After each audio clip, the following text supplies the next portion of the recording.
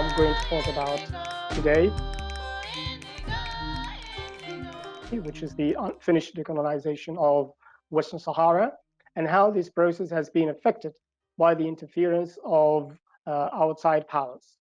And to do so, I will focus firstly on the current situation of the United Nations peace process, which was designed primarily to bring about the decolonization of the territory.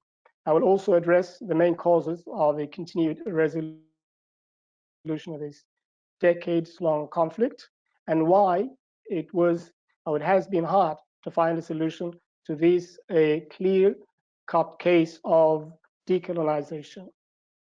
I will also try to share with you, if time permits, some ideas on how to promote and advance the cause of Western Sahara internationally and locally in your countries and communities. And in this regard, I just would like to point out that I will not be addressing any specific strategy or policy related issues because, of course, of the nature of this virtual seminar, but I'm happy to engage anyone interested in these issues in a more direct and secure manner. I'm sure you understand what I mean.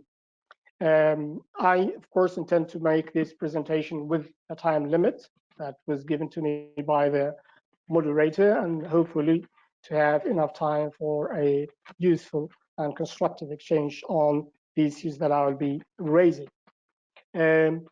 Those who attended the previous seminars, particularly those presented by Professor Stephen Jones and Pedro Pinto, the two speakers who preceded me, gave, I think, enough background to the history of Western Sahara, and also provided interesting inputs on the role of civil society advocacy in relation to the two cases that were discussed, Palestine and Timor-Leste. So based on that historical background, I will not spend much time on history of the conflict, but I will have to mention some key historical moments to contextualize the subject I'm going to talk about today. I will start by pointing out that during the 60s of the past century, the anti-colonial struggle, mainly in Africa, was on the rise.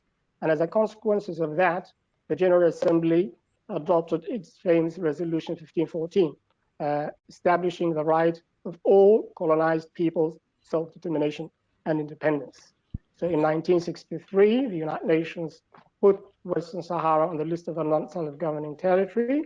And the political significance of this very important event, the legal and consistent and recognized, therefore having an inalienable right to self-determination and independence. It also made the question of Western Sahara an international issue and established, therefore, the responsibility of the United Nations and its relevant organs as to the fate of the people and the territory of Western Sahara.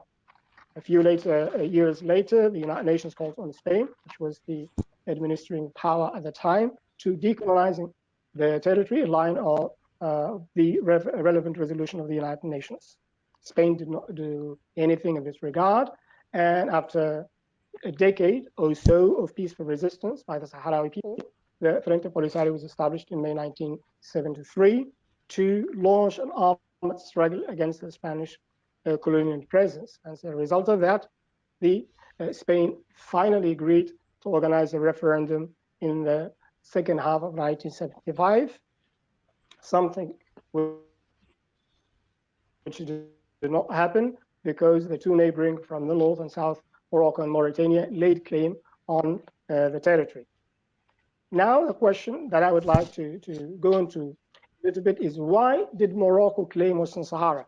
Because this is actually the main issue here when you talk about Western Sahara. What is the problem of Western Sahara? Western Sahara is a land being claimed by Morocco. So why did Morocco claim Western Sahara in the first place? Morocco claimed at the time that it had historical right to Western Sahara, and that both the territory and the people of Western Sahara belonged historically to Morocco, and that Morocco had in its possession all sorts of evidence to prove its case.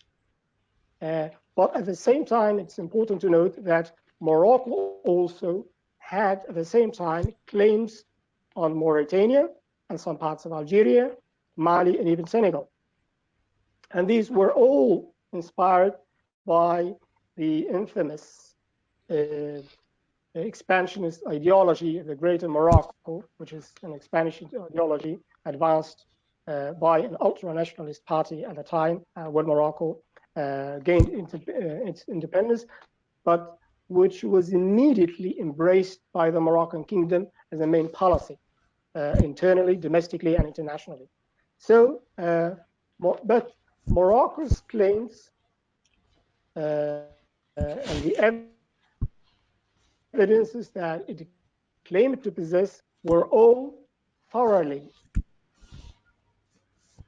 examined by the International Court of Justice in 1975, which made its very famous there were never any sovereignty between Morocco and Western Sahara, and that the decolonization of the territory should proceed based on the right of the people of Western Sahara to self-determination. But as we also know, and deprived of any legal argument, Morocco decided to move and occupy the territory in 1975 against the will of Sahrawi people and obviously in violation of the resolution of the United Nations. Now, why did Morocco move to occupy and annex Western Sahara, bearing in mind the ruling of the International Court of Justice? As I have just said, Morocco did not only claim Western Sahara, but also Mauritania. And it took Morocco 9 years to recognize Mauritania as an independent state after it had got its independence in 1960. Now, why did Morocco suddenly forget about its claims on Mauritania, which, as I said, it had claimed for almost more than 1 decade?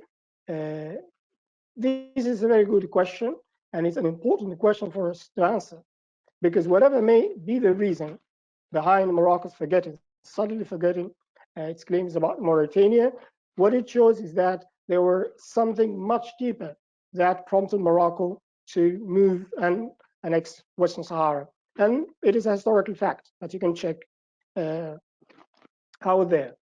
Morocco move to occupy Western Sahara was driven by an internal legitimate crisis facing the King Hassan II at the time, bearing in mind the fact that the king faced and was challenged by 2 coups d'etat against him in July 71, in August 72.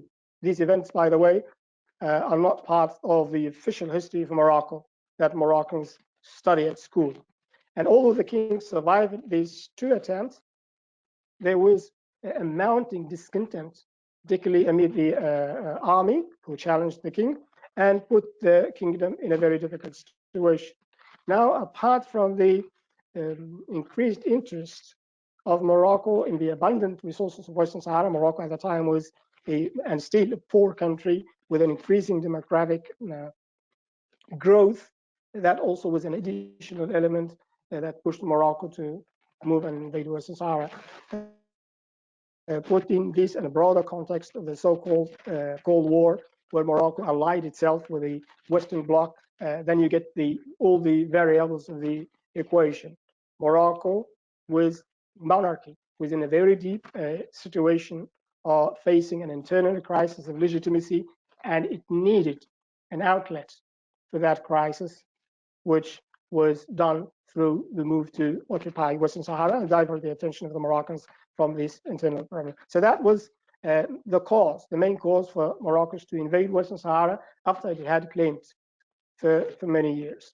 Now, both the Security Council and the General Assembly did react to the Moroccan move, but unfortunately, none of them did anything, especially the Security Council, which has the responsibility of maintaining peace and security. And the main reason is that influential members of the council prevented the council of doing anything. So, and of course, that lasted 15 years of war, outright war. The 2 parties. I was talking about the peace plan that was proposed after 16 years of war, which both Frente POLISARIO and Morocco accepted, providing for a self-determination referendum in which the Sahrawis will choose between independence and integration into Morocco. And as you know, in all referenda and elections in the world, the essential element is the electorate, the electoral body, those who are going to vote in the referendum. And in this particular case, both parties officially agreed that the basis for the eligibility to participate in the referendum will be the last census taken by Spain in 1974, which counted more or less 74,000 people. And of course, it was taken at that time, and it needed to be updated, taking the names out, the names of those who died, and including the names of people who were born after that. That was the original agreement. Everything started. But then when we got to early of the voters, counting 86,000 people, Morocco said no. And 2004 officially said to the United Nations that they will not go along with the referendum, knowing, of course, that they will lose it. That's the conclusion. The problem at that time, and still, as I will explain later on, is that the United Nations, and particularly the Security Council, did not do anything when Morocco declared with impunity that it's not any longer committed to this plan to which it had committed. Nothing was done, of course, under the influence of these two main influential members in the Security Council, the United States and France. And fast forward until we got to 2007, nothing had happened. A series of negotiations, 4 rounds of official negotiation, 9 rounds of informal negotiations, plus 4 of lately in 2018, early 2019, and nothing came out of those negotiations because Morocco insists on a solution that in advance rules any referendum, which is of course unacceptable for the Frente POLISARIO. So if I want to summarize this trajectory of the peace plan, I will say that from 2007, the Security Council started, instead of going back to the referendum, calling on the parties to engage in negotiations without preconditions and good faith to achieve a mutually acceptable political solution which would provide for the self-determination of the people of Western Sahara. That's the position of the Security Council since 2007. But as I said, if I want to summarize, just give you an idea of how the process started and how it has ended up to now, you will see that in 91, from 91, the Security Council supported officially a referendum-based solution.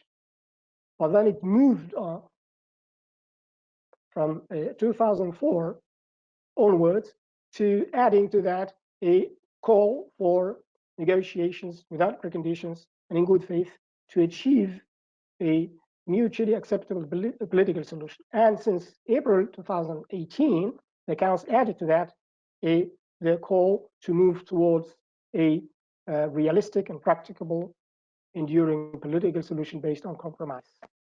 This, in a way, summarizes these contradictory approaches by the Council in dealing with this issue. And of course, to explain how that came about, I will need more time, but that's just show you the influence and the key role played by certain key powers within the Council, whose aim is not to move things forward, rather to maintain the status quo.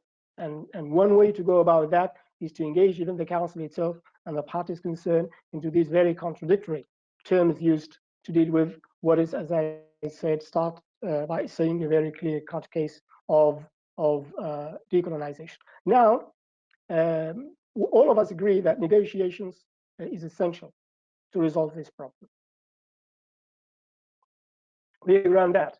The problem is that when the Council calls on the parties, the two parties, to engage in negotiations to achieve a mutually acceptable political solution which provided for the self-determination of the people of Sahara, that's actually incompatible with a very notion of self-determination, because we know in this very particular case, in all cases of colonial cases, self-determination is the right of the people concerned. It's not the right of the parties of the Security Council.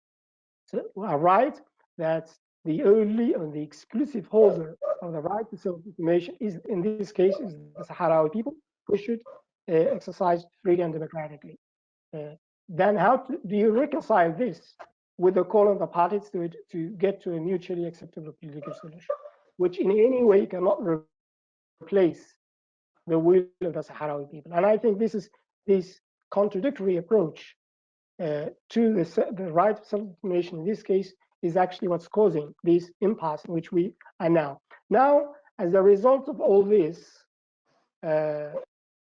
October last year, the Frente POLISARIO had to take a decision, very clear and well-thought decision, to reconsider our engagement in this process, because our people have lost faith and trust in the process itself, a process that has been deviated and emptied from its substance, which is a plan that was going to deliver a self-determination for our people, which it did not do. And that's actually, this is the current situation now that we are facing, the totally paralyzed peace process while we're waiting for the United Nations to appoint a new personal envoy after the resignation of former personal envoy of the UN, President Köhler, resigned in May last year. So as I said, at the moment, we are facing an entirely paralyzed peace process, and our people are losing faith in the process. And what aggravates this situation is the fact the United Nations and the international community as a whole is not doing anything to move things forward, bearing in mind the fact that for many, the conflict in Western Sahara is a low-intensity conflict. And for them, the most preferable option at the moment is to maintain the status quo, which is, by the way, and understandably, is the preferable option of Morocco, whose strategy nowadays is simply to play for time, hoping that one day the international community will just give up and end up accepting and recognize its illegal occupation and annexation of parts of Western Sahara. However, if some have accepted this state of affairs as an excuse of doing nothing, the Sahrawis and the Frente POLISARIO will never accept this. And let me just remind you and all of the fact that when Morocco invaded and annexed illegally Western Sahara in 1975, and regardless of the political and economic motives of that move, that implied a denial of the existence of a distinctive Sahrawi national identity entitled to its own right to self-determination and independence. So for the Sahrawis, Morocco does not only claim the land, but also denies the existence of the Sahrawi people. And the translation actually of this denial in practically was the bombardment of civilians with napalm, phosphorus, the genocidal policies now being implemented in Western Sahara against Sahrawi civilians, used by Morocco against Sahrawis, the deliberate destruction of our cultural heritage, and so on and so forth. So for the Sahrawis, to put it in this a brief way, it is a battle for existence as a free and sovereign people. In other words, it's a battle for us to be or not to be. Now, I think I'm good on time, but I will be finishing now by outlining some of the actions that I think could be done to promote and advance the question of Western Sahara internationally and locally. I may have a chance later to elaborate on some of these ideas that I'm going to put on the table now, but my main piece of advice and the key line of policy, in my view, is the following, which is inform and urge to act. And I'll explain this. You all know, those who've been working in Western Sahara for some time, that it's an issue that's not known abroad, apart from some small circles of the countries of the region or those people with some knowledge about the issue. But it's not one of the hot issues or the high on the priority of media, let alone politicians and decision makers in this world.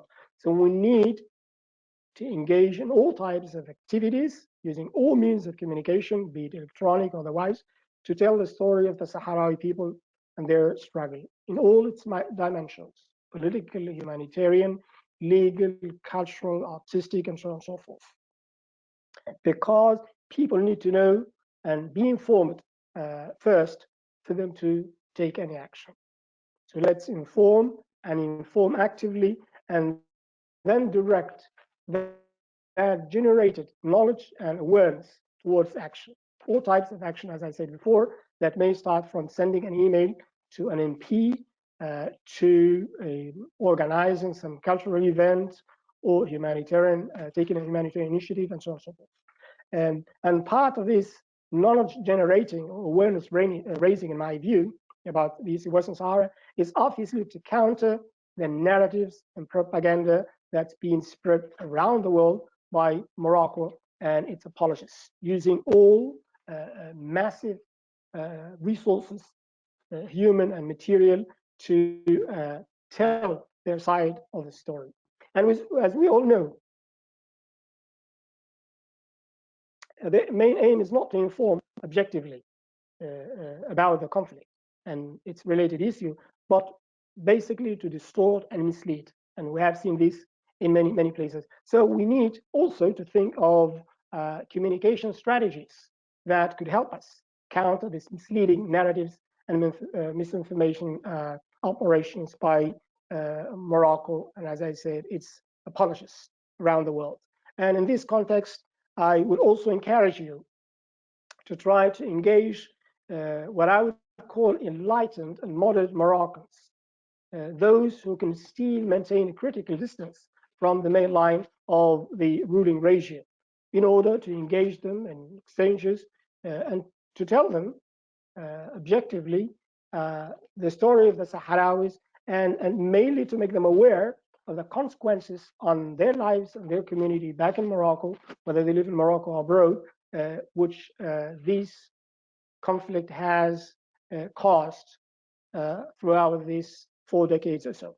So I will end with this, as I promised at the beginning that I'll try to keep up within the time limits given to me by the moderator. I will end up with this, wishing you all the best, and I'm happy now to answer any questions that you may have.